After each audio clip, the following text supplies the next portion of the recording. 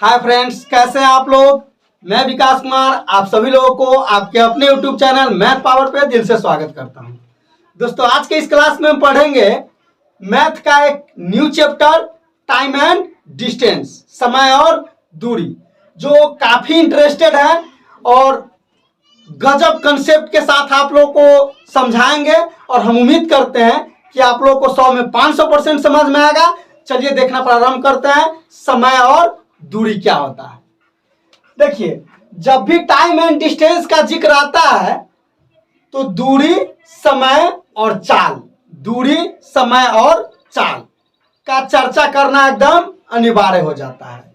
और आप लोग बचपन क्लास से ही इन सारी टर्म्स के बारे में जानते हैं, ये सारे चीज जानते हैं, इसीलिए मैं आप लोगों को उससे थोड़ा ऊंचा लेवल से चालू करता हूं। चलिए देखिए, सबसे पहले चाल जो होता है, चाल को हम लोग कैसे कन्वर्ट करते हैं। सो देखिए, जैसे किलोमीटर पर आवर को मीटर पर सेकेंड में बदलना हो, किलोमीटर पर आवर को मीटर पर सेकेंड में बदलना हो तो हम लिखे हैं कि 5/18 से गुना करेंगे। बात समझ रहे हैं। और अगर मीटर पर सेकेंड को किलोमीटर पर आवर में बदलना है तो किस चीज से गुना करेंगे? 18/5 से। जैसे एग्जाम्पल देखिए, अभी मान लीजिए यहां हम दे दिए, हम कह दिए कि 90 किलोमीटर पर आवर को मीटर पर सेकेंड में बदलना है तो हम क्या करेंगे? 90 गुने 5/18, 5/18 तो 18 पंचे 90, 25, तो यहाँ 25 मीटर पर सेकेंड हो गया। बात समझ रहे हैं ना कि किलोमीटर पर आवर को जब भी मीटर पर सेकेंड में बदलना हो तो हम लोग किस चीज से गुना करेंगे? 5/18 से। कोई दिक्कत? एक और देखिए, जैसे मान लीजिए यहाँ, अभी मान लीजिए हमको रहेगा यहाँ 30 मीटर पर सेकेंड को किलोमीटर पर आवर में बदलना रहता, तो हम बताएं कि मीटर पर सेकेंड से जब भी बदलना हो किलोमीटर पर आवर में तो 18/5 से गुना करेंगे। तो क्या करेंगे? 30 गुने 18/5, तो 5 से 6 मरतबे 18 छक 108 किलोमीटर पर आवर हो जाएगा। बताइए, जरा सा भी प्रॉब्लम है समझने में? तो चलिए अब आगे देखते हैं। अब देखिए, अब यहां एक चीज जरा ध्यान से समझने का प्रयास कीजिए। देखिए तो लिखा है कि pole, point, man, tree, dot dot ETC की लंबाई ट्रेन के तुलना में नगण्य है, अतः इन सारे वस्तुओं को निग्लेजिबल डिस्टेंस वाली वस्तु कहेंगे। देखिए, पोल, पॉइंट, मैन, ट्री, इन सारे चीज का जो मतलब ट्रेन के तुलना में कंपैरिजन हम लोग करेंगे तो उस सब का दूरी बहुत ही क्या होता है? कम होता है। इसीलिए उसे हम लोग निग्लेजिबल डिस्टेंस वाली वस्तु कहते हैं, मतलब नगण्य दूरी वाली वस्तु कहते हैं। उस सब का दूरी कंसीडर नहीं किया जाता है। बात समझ रहे हैं ना। नोट में लिखे हैं कि निग्लेजिबल डिस्टेंस वाली वस्तु को पार करने में के लिए ट्रेन को केवल अपनी लंबाई पार करना होगा, यानी जितने समय में ट्रेन अपनी लंबाई पार करेगी उतने ही समय में निग्लेजिबल डिस्टेंस वाली वस्तु को पार कर लेगी। अब जरा ध्यान से देखिए, अब जरा ध्यान से क्या देखिए कि पोल रहे, मैन रहे, ट्री रहे या कोई बिंदु रहे तो उस सब को ट्रेन पार करने में उतना ही समय लेता है जितना समय में वो अपना लंबाई पार कर जाता है। मतलब उस सब का लंबाई कंसीडर नहीं किया जाता है। कैसे नहीं किया जाता है?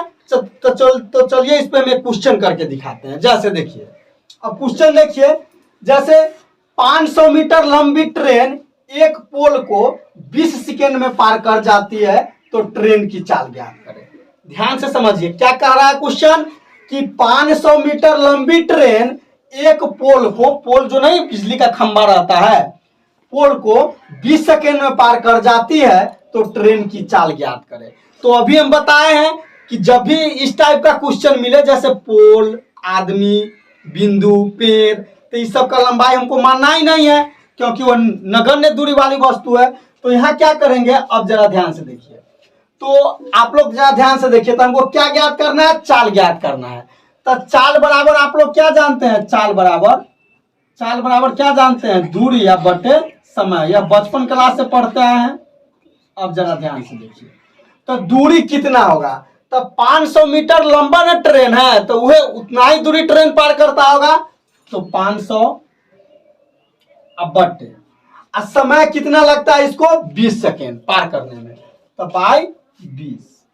अब देखिए, तो यहां से काट दिए तो 25 मरतबे, तो 25 मीटर पर सेकेंड आ गया। तो या तो आप मीटर पर सेकेंड में रहने दीजिएगा, फिर भी कोई बात नहीं है, इतना ही आंसर रहने दीजिएगा।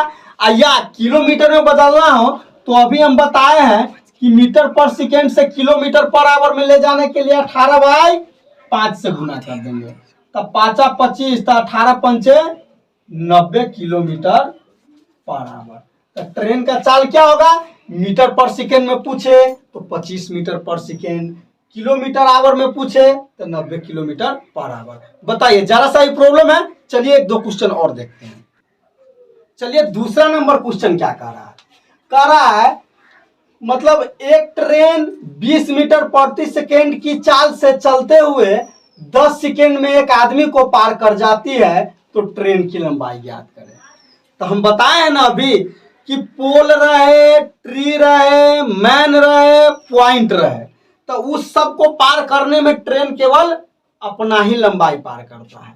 तो अब जरा ध्यान से देखिए, तो कह रहा है ना कि एक ट्रेन 20 मीटर प्रति सेकेंड की चाल से चलते हुए 10 सेकेंड में एक आदमी को पार कर जाती है, तो ट्रेन की लंबाई ज्ञात करें। मतलब दूरी, ट्रेन की लंबाई मतलब दूरी। तो आप लोग जानते हैं कि दूरी बराबर क्या होता है, चाल गुने समय, चाल गुने समय। अब जरा ध्यान से देखिए, तो चाल कितना है 20, समय कितना लगा तो 10, तो गुना कर देंगे तो 200 मीटर। बताइए उस ट्रेन की लंबाई कितना मीटर होगा, 200 मीटर। जरा सा भी प्रॉब्लम है तो चलिए अब आगे देखते हैं। अब जरा ध्यान से देखिए, अब यहां लिखे हैं प्लेटफॉर्म, ब्रिज, ट्यूनल मतलब सुरंग होता है, सुरंग, हाँ, डॉट डॉट टीटीसी। इन सारे वस्तुओं की लंबाई ट्रेन की तुलना में कंसीडर करने लायक है, अतः इन्हें सेल्फ डिस्टेंस वाली वस्तु कहेंगे। देखिए प्लेटफॉर्म जहां पे ट्रेन रुकती है, पुल, ब्रिज मतलब पुल जो बड़ा बड़ा ब्रिज रहता है वो, हाँ, सुरंग कभी कभी जो पहाड़ी क्षेत्र रहता है उसमें अंदर मतलब सुरंग बना के जो रास्ता बनाया जाता है, तो उस सब का लंबाई जो है ना कंसीडर करने लायक है। तो इस सब को हम लोग क्या कहते हैं, सेल्फ डिस्टेंस वाली वस्तु, ठीक ना। और नोट में लिखे हैं कि सेल्फ डिस्टेंस वाली वस्तु को पार करने के लिए ट्रेन को अपनी एवं उस वस्तु की लंबाई के योग को पार करना होगा। देखिए सेल्फ डिस्टेंस वाली वस्तु को जब भी ट्रेन पार करेगा ना, तो अपन लंबाई अब प्लस उस वस्तु के लंबाई को पार करेगा। बात समझ रहे हैं। जैसे मान लीजिए कहेगा किसी प्लेटफॉर्म को पार करने में एक ट्रेन 20 मिनट लेती है या 20 सेकेंड लेती है, तो कहने का मतलब है प्लेटफॉर्म का लंबाई भी पार की और अपना लंबाई भी पार किया, मतलब दोनों मिला के। बात समझ रहे हैं ना। इस पे एक क्वेश्चन चलिए करके देखते हैं। देखिए इस पे क्वेश्चन क्या कह रहा है, एक ट्रेन की चाल 20 मीटर प्रति सेकेंड है, एक ट्रेन की चाल 20 मीटर प्रति सेकेंड है एवं 15 सेकेंड में एक सुरंग को पार कर जाती है, तो सुरंग की लंबाई ज्ञात करें। तो देखिए, तो इसका मतलब है ट्रेन जो है या रेलगाड़ी जो है, सुरंग की लंबाई और अपनी लंबाई दोनों मिला के ना पार किया होगा। तो यहाँ जरा ध्यान से देखिए, तो यहाँ सुरंग की लंबाई प्लस गाड़ी की लंबाई मतलब ट्रेन की लंबाई, हाँ, यह दोनों मिला के पार किया होगा, ठीक है। तो दूरी यही ना हो जाएगा, मतलब सुरंग की लंबाई और ट्रेन की लंबाई, यह दोनों मिला के कुल दूरी हो जाएगा। तो दूरी बराबर चाल गुने समय, चाल गुने समय, चाल गुने समय। तो अब जरा ध्यान से देखिए, तो चाल कितना दिया हुआ है 20 मीटर और समय कितना लगता है जी 15 सेकेंड। तो यहाँ जो आया 300 मीटर आया, 15 गुना 300, तो 15 दूना 30, 300 मीटर जो आया। अब यहाँ यह क्वेश्चन अधूरा है। कैसे अधूरा है? तो आप जरा ध्यान से देखिए, यहाँ जो समीकरण आप लोगों को मिल रहा है, सुरंग की लंबाई प्लस ट्रेन की लंबाई बराबर 300 मीटर। तो यहाँ पर अगर मान लीजिए ट्रेन की लंबाई दिया रहता तब ना सुरंग के निकलता, या सुरंग के दिया रहता तब ना ट्रेन के निकलता। बात समझ रहे हैं ना? तो इसीलिए इसको हम लोग क्या लिखेंगे? DI। DI का मतलब होता है डाटा इनसफिशिएंट, मतलब आंकड़े अधूरे। जो आंकड़ा दिया हुआ है वह क्या है? अधूरा है। कोई दिक्कत है? चलिए आगे देखते हैं। चलिए अब चौथा नंबर क्वेश्चन क्या कह रहा है? कह रहा है प्लेटफॉर्म पर खड़े एक आदमी को 150 मीटर लंबी एक ट्रेन 15 सेकेंड में पार करती है, तो ट्रेन की गति क्या है? तो बताइए, प्लेटफॉर्म पर खड़ा आदमी है, तो आदमी को पार करने में रेलगाड़ी को मतलब कितना समय लगेगा? जितना समय में वो अपना लंबाई पार कर जाता है, ठीक ना? मतलब उस सबका लंबाई को कंसीडर करना की जरूरत नहीं है, ठीक ना? तो कह रहा है तो ट्रेन की गति क्या है? तो ट्रेन की गति मतलब चाल। तो चाल बराबर क्या होता है? दूरी या बटे समय।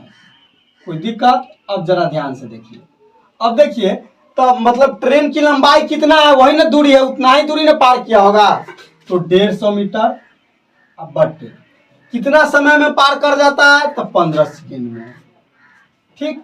तो 15 दाही के 150 मतलब 10 मीटर पर सेकेंड। 10 मीटर पर सेकेंड आया।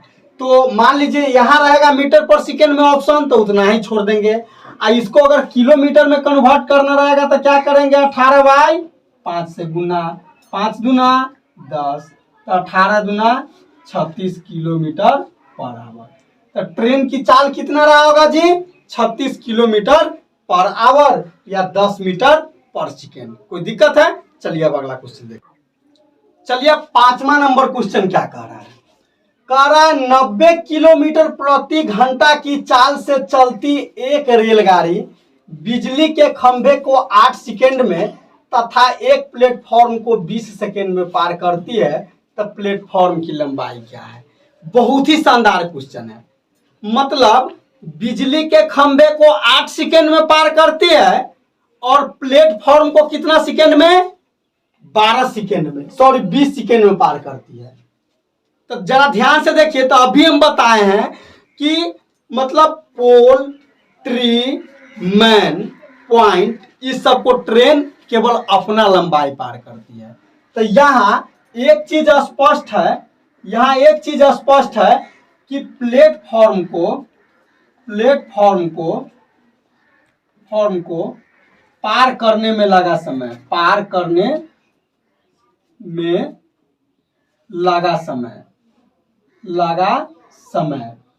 यहाँ एक चीज ध्यान से देखिए, प्लेटफॉर्म को पार करने में कितना समय लगा होगा? क्योंकि एक मान लीजिए ट्रेन जो है एक पोल को कितना देर में पार कर जाता है? 8 सेकेंड में। अब प्लेटफॉर्म को पार करता है 20 सेकेंड में। तो मतलब अपन लंबाई या प्लेटफॉर्म के लंबाई ना 20 सेकेंड में, क्योंकि अभी बताए हैं क्योंकि वो सब सेल्फ डिस्टेंस वाली वस्तु है। तो प्लेटफॉर्म के जब भी पार किया होगा तो अपना लंबाई पार किया होगा और प्लेटफॉर्म को पार किया होगा।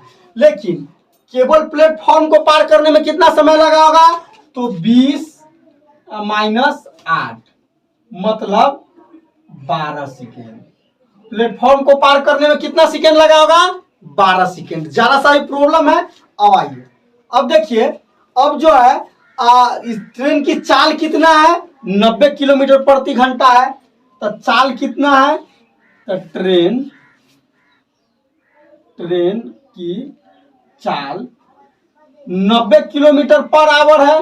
तो इसको मीटर पर सेकेंड में लाइएगा तो 5/18 से गुना कर दीजिए, तो 18×5 = 90, तो 5 25 मीटर पर सेकेंड।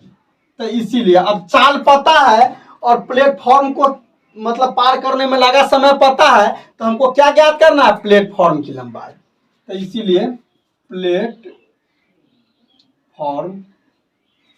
की लंबाई, तो लंबाई मतलब दूरी, तो चाल गुने समय, चाल गुने समय मतलब 12 × 25 बराबर 300 मीटर। बताइए, जरा सा भी प्रॉब्लम है समझने में इस क्वेश्चन को, तो चलिए अब अगला देखते हैं।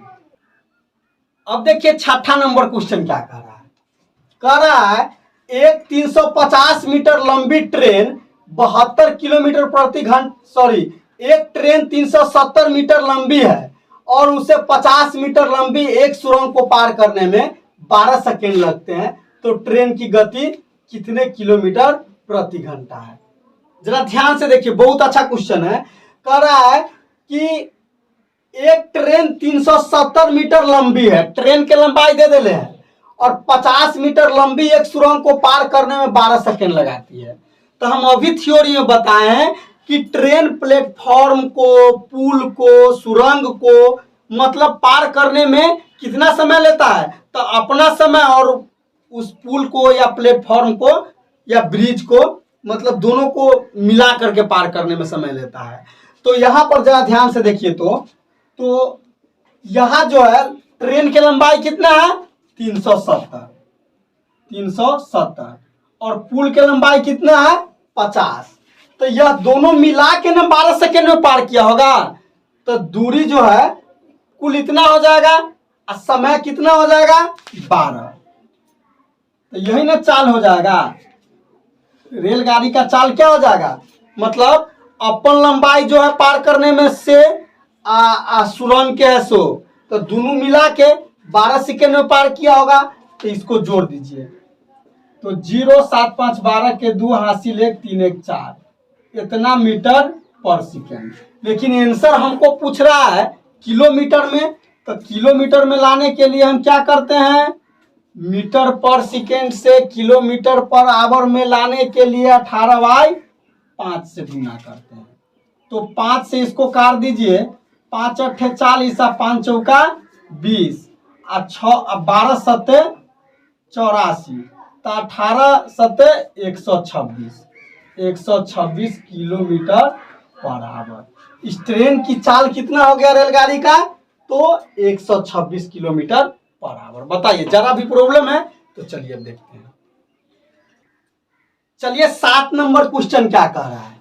कह रहा है एक ट्रेन एक 400 मीटर लंबे प्लेटफॉर्म को पार करने में 15 सेकेंड तथा एक व्यक्ति को पार करने में 7 सेकेंड लेती है, तो ट्रेन की चाल ज्ञात कीजिए। देखिए फिर वही बात, अब जरा ध्यान से समझिए, मतलब 400 मीटर लंबे प्लेटफॉर्म को पार करने में 15 सेकेंड, तो कहने का मतलब है प्लेटफॉर्म के लंबाई और अपन लंबाई मिला के ना 15 सेकेंड में, और तब कह रहा है मतलब एक व्यक्ति को पार करने में 7 सेकेंड, मतलब ट्रेन खाली अपन लंबाई कितना देर में पार करता है 7 सेकेंड में। तो इसीलिए यहाँ जो है प्लेटफॉर्म हाँ को पार करने में लगा समय, पार करने में लगा समय। तो अब जरा ध्यान से देखिए, प्लेटफॉर्म को पार करने में लगा समय, तो मान लीजिए पूरा कितना 15 सेकेंड माइनस 7 सेकेंड मतलब 8 सेकेंड हो गया। ठीक, तो इसीलिए रेलगाड़ी की चाल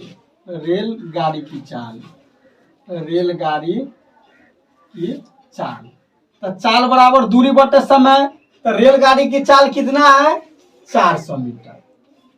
ठीक, अब बटे 8, कोई दिक्कत, इतना समय लगा होगा पार करने में। तो अब इसको काट दीजिए 50 मरतबे। ठीक, तो 50 मीटर पर सेकेंड। ठीक है, तो इसीलिए मान लीजिए अब किलोमीटर पर आवर में ले जाने के लिए क्या करेंगे 18/5 से गुना, तब 5 दाही के 50, तो 18 दाही के 180 किलोमीटर पर आवर। तो रेलगाड़ी का चाल कितना रहा होगा 180 किलोमीटर पर आवर। बताइए, जरा सा ही प्रॉब्लम है, तो हम उम्मीद करते हैं कि आज का क्लास आप लोगों को बहुत ही बढ़िया ढंग से समझ में आया होगा। अगर हमारे पढ़ाई से आप लोग संतुष्ट है तो प्लीज मेरे इस चैनल को आप लोग सब्सक्राइब जरूर कर दीजिएगा, वीडियो को लाइक और शेयर जरूर कर दीजिएगा। मिलते हैं अगले क्लास में आप लोगों के साथ एक न्यू टाइप क्वेश्चन के साथ। आज के लिए बस इतना ही, आपका दिन शुभ हो।